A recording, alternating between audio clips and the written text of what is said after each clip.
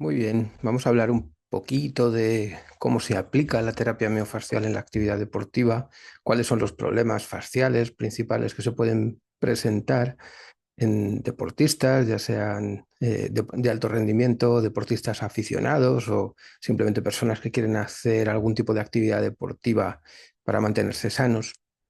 Y bueno, ninguno de nosotros está exento de una posible lesión, de una posible sobrecarga o de tener algún tipo de problema al realizar este tipo de ejercicio, de deporte o incluso como consecuencia de él.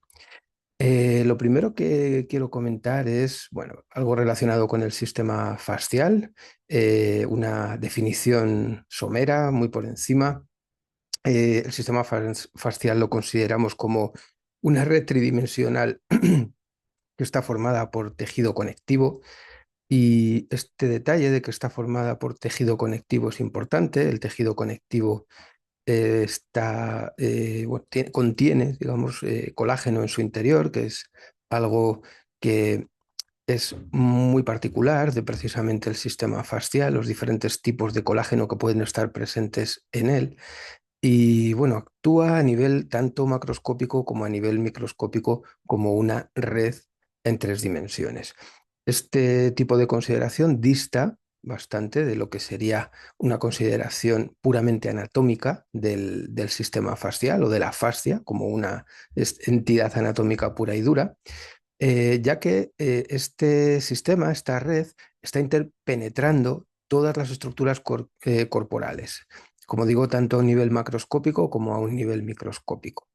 Eh, claro, sería como una especie de, entre comillas, pegamento, ¿no? Un pegamento de todo el cuerpo, algo que mantiene todas las estructuras unidas, al mismo tiempo mantiene las estructuras separadas y genera compartimentos, independiza de alguna forma, pero no es esa su única función. Tradicionalmente se pensaba que sí, y de hecho el tejido conectivo, tejido conjuntivo, se le aplica ese nombre precisamente por eso, por su capacidad de conjuntar todas las demás estructuras corporales, pero el sistema fascial, el tejido conectivo, se ha venido a demostrar que tiene otras muchísimas funciones. En los últimos 20, 25 años, el número de estudios que se han hecho en investigación de base es prácticamente abrumador y casi casi inabarcable, ¿no? Esta imagen, que es de Jean-Claude Gimbertot, deja muy, muy a las claras la parte microscópica de lo que sería esta red tridimensional fascial. Aquí también vemos y justo lo que Gimbertot en su momento grabó. Esta imagen es aproximadamente del año 2004 en una serie de grabaciones que él hizo con una cámara de endoscopio y intentando acceder a los tendones, especialmente a los tendones de los músculos de la mano. Y lo que queda muy, muy claro es precisamente la gran hidratación que tiene este sistema, de tal manera que estos filamentos que aparecen ahí de esa manera tan fractal, tan caótica, en realidad solo quedan al descubierto cuando el agua no está. Dentro de estas pequeñas burbujitas que se ven aquí, sí que está presente el agua y ahí no se ven filamentos. De tal manera que en realidad estas fibras están ahí como flotando, inmersas en un líquido denso o relativamente denso. Todo este sistema, cuando pierde el agua, digamos, cuando se deshidrata, es cuando se vuelve realmente más filamentoso, más fibroso, ¿no? Como decía, tenemos que tener en cuenta que la fascia también se considera como una entidad anatómica. En esta imagen lo vemos diseccionado como tal. Es una imagen propiedad de Body Walls. Ellos han intentado hacer también una plastificación del sistema fascial. Es como eh, se hizo Gunther von Hagens, aislar determinadas estructuras para poder ver cómo se comportan de forma, pues, aislada o en conjunción con otras estructuras, ¿no? Realmente, cuando hablamos de una fascia a nivel anatómico, estamos hablando de una lámina que se puede diseccionar. También está formada por tejido conectivo, es la misma estructura realmente, solamente cambia la forma de aproximarse a la definición. Esta idea de que una fascia tiene que ser diseccionable también va acompañando a la idea de que efectivamente tiene un componente estructural muy grande, ¿no? Que se presenta eh, eh, envolviendo estructuras, formando compartimentos, generando capas, de alguna manera, láminas, y de hecho de ahí viene un poco la palabra fascia, ¿no? De lo que sería una lámina. Si nos salimos de una definición más funcional, como podría ser la del sistema fascial, o una definición puramente anatómica, como podría ser la fascia como tal, podemos acudir también a una parte histológica, una definición histológica. Algunas personas han abogado durante algún tiempo por retirar este concepto de tejido conectivo y llamarlo directamente fascia también a nivel histológico. Sin embargo, parece que esa idea no ha prosperado mucho y seguimos teniendo en cuenta que existe un tejido conjuntivo, un tejido conectivo, que es un tejido de soporte y que sirve para conectar determinadas estructuras. Estaría compuesto por células, está compuesto por fibras, está compuesto por una sustancia fundamental. Fibras y sustancia fundamental forman parte de la matriz extracelular y sus características, las características de esta sustancia fundamental, es que contiene agua en gran cantidad y glucosaminoglicanos, proteoglicanos y otras estructuras pues proteicas y moleculares que realmente van a conferir una serie de capacidades a este tejido. Dentro del tejido conectivo hay varios tipos: laxo, denso, modelado, sin modelar. Hay muchos tipos diferentes que se pueden observar. En cuanto a la organización, a mí me gusta siempre acudir a la organización propuesta por Carla Esteco, en la cual la fascia superficial es esta lámina que está aquí entre medias entre la piel y la fascia profunda, tal manera que la lámina de fascia superficial conecta con la piel a través de unos tabiques verticales o transversales, que son bastante fibrosos, mientras que conecta con la fascia profunda a través de unos tabiques que son más oblicuos y que tienen que tienen mayor laxitud, ¿no? Que tienen una consistencia de tejido conectivo laxo. Em, Precisamente esta es la capa donde en principio se produce el deslizamiento entre capas, entre la fascia superficial y la profunda, gracias a la laxitud de estas estructuras fasciales, de este retináculo profundo de la piel, como llama Carla Esteco, y gracias tanto a su oblicuidad como a su poca densidad o a su laxitud, ¿no? Tanto encima de la fascia superficial como debajo, en este tejido que sería el retináculo superficial de la piel, en comparación con el retináculo profundo de la piel, se encuentran estructuras, por ejemplo, grasas. Especialmente en el retináculo superficial es donde vamos a ver acúmulo de grasa.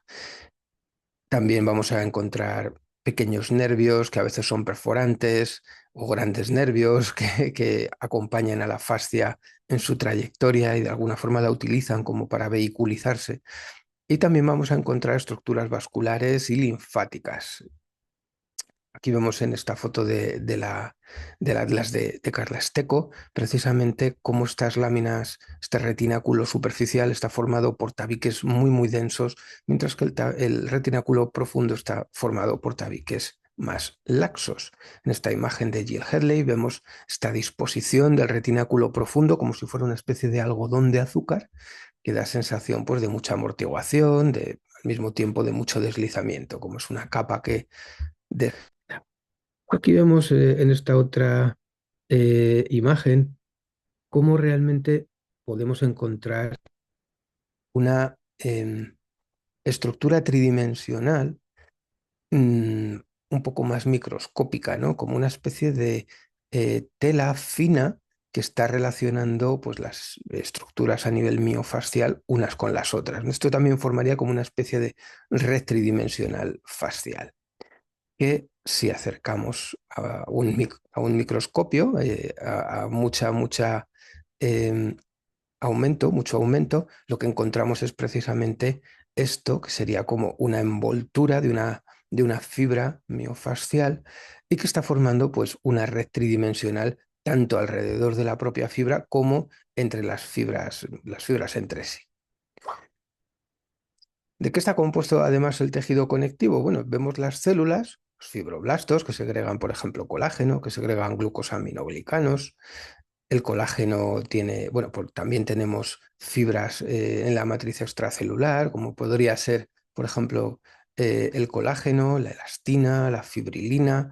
eh, Realmente su función es conferir resistencia a las fuerzas mecánicas, conferir capacidad de sostén estructural.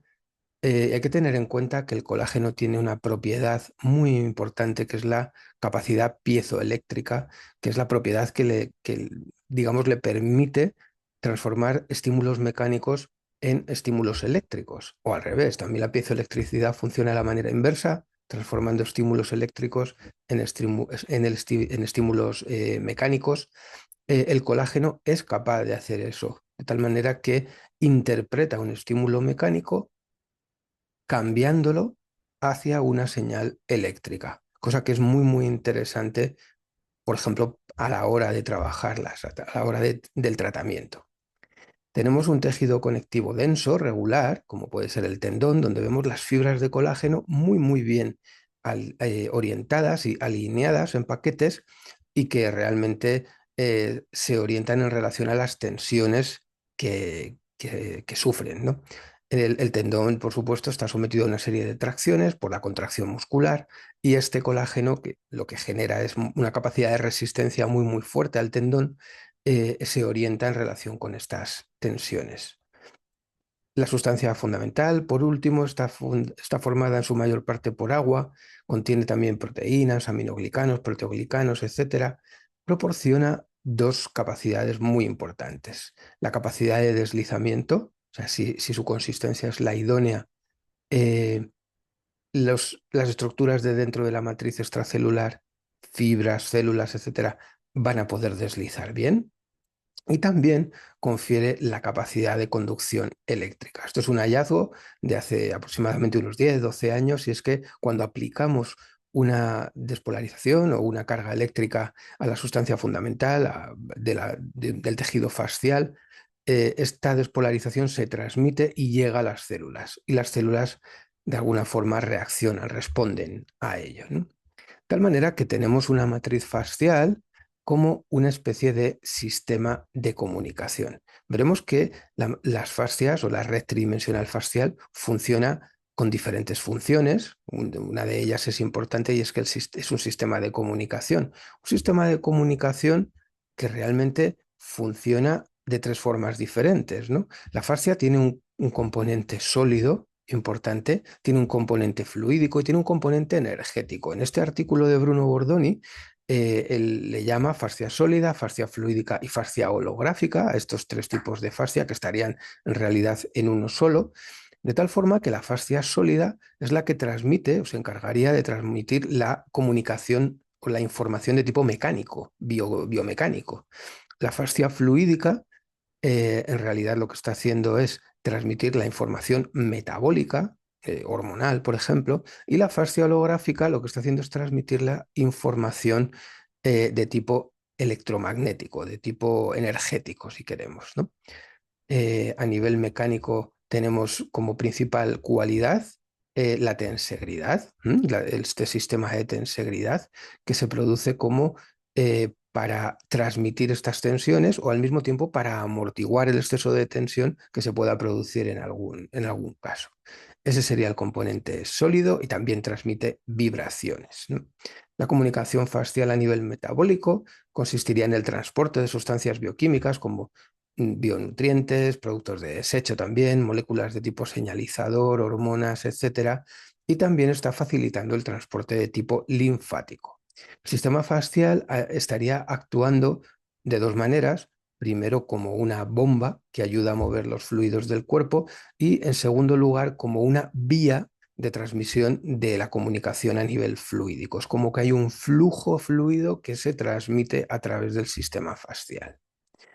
Aquí vemos, por ejemplo, en este vídeo de Functional Fascia, precisamente cómo si se disecciona bien y con cuidadito y no se rompen los paquetitos de fascia, existe un flujo fascial dentro de los tejidos, un flujo fascial fluídico dentro de los tejidos. Aquí es como que se llenase, se llena de agua el tejido y cuando el tejido escapa es cuando aparecen realmente estos filamentos, este componente más de tipo membranoso o filamentoso. A nivel de comunicación electromagnética, la red facial transmite señales bioeléctricas, pero también responde a señales eléctricas del exterior. Como ya comentaba, las propiedades de tipo piezoeléctrico del colágeno también convierten señales mecánicas en señales eléctricas, como puede ser como consecuencia de, por ejemplo, un contacto manual. La fascia estaría actuando también como un superconductor cuando las situaciones, cuando su salud es óptima, cuando está muy hidratada, cuando la tensión es la apropiada. También se puede convertir en una especie de semiconductor modulando la conductividad eléctrica en función de su nivel de hidratación o en función de su nivel de estrés tensional, de estrés biomecánico, ¿no? Pero si está deshidratada, se convierte en un absoluto aislante. Eso puede convenir en algunos momentos, pero generalmente lo que provoca es un problema. Y de hecho es señal de que en esa parte del cuerpo está ocurriendo algo que no queremos que ocurra. Como decía, en el año 2012, creo que fue, se dio a conocer este artículo donde se le aplicaba una serie de estímulos mecánicos y también eléctricos a una fascia que estaba fabricada con biotecnología y que básicamente consistía en una sustancia fundamental y fibroblastos por ahí flotando y que realmente lo que viene es a demostrarnos que tanto cuando se le aplica un estímulo mecánico como cuando se le aplica un estímulo eléctrico, el sistema responde de una determinada manera, que es con movimiento de los fibroblastos, buscando el lugar de la estimulación y además con una muy buena alineación, actuando la diferencia de potencial, actuando la despolarización como un catalizador y la tracción mecánica como un orientador de la respuesta. En este artículo, publicado hace un par de años por Robert Sleip, eh, él nos dice una serie de cosas relativas al sistema fascial y a las fascias en general que son muy interesantes y que de alguna manera siguen aportando más conocimiento en relación a cómo funciona y a qué se dedica todo el sistema fascial. Él habla de un sistema que serviría como un órgano a nivel sensorial y a nivel emocional. Algunas personas han criticado que se le llame sistema, algunas personas han criticado que se le llame órgano también, ¿no? Pero hay que tener en cuenta que cuando hablamos del sistema fascial, no estamos hablando de un sistema como si fuera el sistema respiratorio, y cuando hablamos de él como órgano no queremos decir que sea como un riñón o como el corazón, ¿no? Son palabras que se emplean y que no tienen la misma acepción que cuando hablamos de un órgano como un órgano visceral, digamos, ¿no? Eh, Sleip nos dice en este artículo que la red facial proporciona estimulación nociceptiva, proporciona estimulación nociceptiva, proporciona estimulación interoceptiva, todo eso con la idea de poder percibir de una manera consciente lo que está ocurriendo en el cuerpo, ¿no? Tiene aproximadamente unos 250 millones de nervios sensoriales y representaría un sistema sensorial rico, probablemente el más rico, el más ricamente inervado. Él dice también que recomienda la estimulación terapéutica centrada en las sensaciones corporales a nivel interoceptivo, o sea, él aboga por una eh, terapia suave, digamos, una terapia facial suave, especialmente en aquellos pacientes que tengan estrés postraumático o cualquier tipo de desregulación que incluya o que esté relacionada con las disfunciones de la corteza de la ínsula, ¿no? Que es la parte cortical del sistema límbico que se encargaría de las sensaciones interoceptivas o que más se encargaría. Hay otras zonas que también lo hacen. El endurecimiento a nivel local de esta red podría estar provocado además por influencias del sistema nervioso simpático, o sea, con una hiperactivación crónica del sistema nervioso simpático, lo cual estaría perjudicando no solo la movilidad como la sensibilidad sensorial. Todo esto va en relación a lo que ahora voy a comentar, que tiene mucho que ver con la actividad del día a día de todas las personas o incluso con la actividad deportiva cuando ya tiene una cierta exigencia, una cierta demanda, ¿no? Pero aquí vemos cómo el sistema es de doble vía. O sea, el sistema cuando estamos sometidos a un estrés crónico grande, ya sea un estrés crónico, estrés postraumático, lo que sea, esto tiene una influencia sobre la red facial, de tal manera que puede incluso acabar endureciéndola, pero al mismo tiempo las actividades que nosotros hacemos con el sistema pueden estar ocasionando cierto estrés a nivel del sistema nervioso autónomo. Uno de los artículos más interesantes que se han publicado en los últimos años es este de Alison Slater, y que nos habla de la fascia como un sistema regulatorio, tanto a nivel de salud como a nivel de universidad. La fascia sería un sistema regulador en cuanto, por ejemplo, al movimiento, en cuanto a la postura, en cuanto a la transmisión de la fuerza, también en la generación o en el refinamiento de la generación de la fuerza, la propiocepción, esterocepción, interocepción, etcétera. Pero no solo eso, también regula la eficacia linfática, regula de alguna forma el flujo de fluido, las respuestas inflamatorias y del sistema inmunitario, regula la cicatrización, regularía la producción y la secreción de hormonas. Realmente merece la pena entrar a fondo en estas historias, pero bueno, vamos a hacer un repaso por encima para dedicarnos a lo que viene ahora del deporte. También desempeña un papel fundamental en la transmisión de neurotransmisores, fundamentalmente la serotonina, dopamina, los GABA y la acetilcolina. También está relacionado con la regulación de la resistencia periférica arterial y por lo tanto con la tensión arterial. Cuando se altera, esto puede dar lugar a un déficit en el flujo de fluidos, provocar linfedema, lipedema, o bueno, de tal forma que la fascia superficial estaría como viéndose afectadas también. Y bueno, de alguna manera es como que todo este sistema que tradicionalmente se tenía como un sistema de sostén, un sistema de protección o de separación, de compartimentalización, pues realmente se ha ido viendo que tiene muchas más funciones. Y bueno, quizá merezca la pena en algún momento entrar en cada una de ellas, en algún otro vídeo. Si hablamos de regulación, tenemos que hablar de desregulación, o sea, qué es lo que ocurre cuando este sistema regulador falla.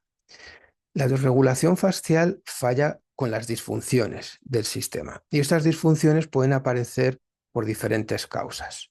Por ejemplo, con un estrés mecánico o con un esfuerzo repetitivo, que son dos causas muy habituales de lesión en deportistas, pero en la vida diaria también, porque este estrés mecánico o este esfuerzo repetitivo, pues es que puede ser montar un mueble. Realmente un sistema que no está acostumbrado a un determinado movimiento, como puede ser atornillar de manera constante con una cierta resistencia, de repente se ve sometido a este tipo de esfuerzo y no puede con él. En el caso de deportistas, pues por supuesto una maratón o una media maratón que pueda alguien prepararse para correr, esto puede dar lugar a esfuerzos grandes, a trauma repetitivo o microtrauma repetitivo en el tejido que pueda dar lugar a lesiones o incluso microlesiones que luego tardan un tiempo en dar la cara.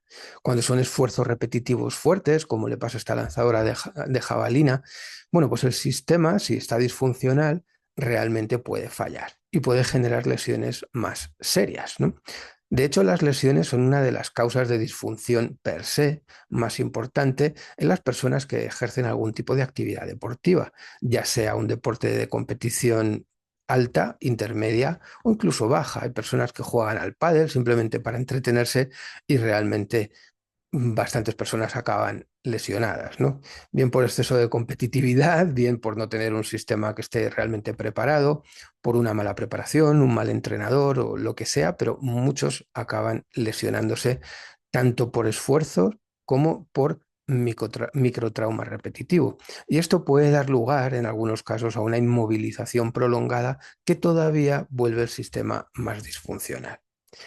Como antes comentaba, el estrés emocional, el día a día, el estrés cognitivo también puede generar alteraciones, disfunciones en el sistema que luego afecten al desempeño. Por supuesto, el estrés metabólico, una mala alimentación o, bueno, tomar tóxicos o cualquier tipo de shock a nivel metabólico, independientemente de que una persona pueda tener ya una enfermedad de tipo metabólico o enfermedad metabólica, pues tipo diabetes tipo 2 o cosas así por una mala alimentación muy prolongada en el tiempo. Todo esto también genera acidificación en los tejidos y mayor propensión a que el sistema fascial esté disfuncional o falle en los momentos de alto requerimiento. También tenemos, por ejemplo, estrés electromagnético, aunque todavía está en estudio y no se sabe muy bien cómo afectaría realmente al sistema fascial, aunque algunas cosas se están empezando a averiguar. Y luego determinados síndromes de hipermovilidad, como el síndrome de Ehlers-Danlos, que cursa con un exceso de elasticidad en el tejido fascial y que puede convertirlo en realmente disfuncional y puede causar problemas muy, muy serios de salud. También algunas enfermedades autoinmunes de tipo inflamatorio, como el lupus eritematoso, y que puede afectar al sistema fascial y le pueden hacer menos adaptable a los requerimientos del día a día o también de la actividad deportiva. Y luego determinadas situaciones normales, como puede ser el ciclo hormonal en las mujeres, el ciclo del periodo, en el cual pues vamos a ver que hay determinados momentos del ciclo donde el sistema es más frágil, especialmente en el momento de la ovulación, donde, por ejemplo, el estradiol o determinados estrógenos se liberan más y que se ha observado que coincide con un aumento de las lesiones, por ejemplo, del ligamento cruzado anterior en futbolistas de alta competición, mientras que durante la fase lútea, entre la ovulación y la bajada de la regla, el riesgo es mucho más bajo porque hay un aumento de la progesterona que parece que ejerce una labor más protectora. En algunas deportistas merece la pena saber si están en una fase o en otra fase del periodo o incluso tener más precaución para no hacer entrenamiento de alta intensidad durante los días de la ovulación en los que el sistema es más frágil, ¿no? Y puede ser una deportista de alta competición a la que le toca participar, aunque, bueno, generalmente estas personas llevan un equipo bastante grande detrás que, por ejemplo, les recomienda determinado tipo de medicación o toman elementos naturales que les ayudan a la regulación de los picos hormonales, pero también personas, por ejemplo, que hagan CrossFit o que tengan un deporte que no sea de alta intensidad o de competición, pero que pueda ser de alta intensidad en momentos determinados del entrenamiento, pues intentar que no coincida con esos días, por ejemplo. También se ha visto que en este tipo de deportistas la fascia plantar en los días de ovulación se vuelve más laxa y eso generaría pues un peor desempeño, digamos, a la hora de realizar determinadas actividades como esta, de esta gimnasta, ¿no? Sin embargo, este tipo de deportistas suelen estar tomando anovulatorios para evitar precisamente el riesgo de lesiones, ¿no? Otra de las situaciones que pueden dar lugar a una falta, a una disfunción en el sistema fascial es la desregulación del sistema nervioso autónomo, bien sea por estrés crónico, bien sea por estrés postraumático. Las alteraciones del sistema nervioso autónomo muchas veces lo que hacen es generar una activación del sistema nervioso simpático, no siempre, pero en muchas ocasiones sí.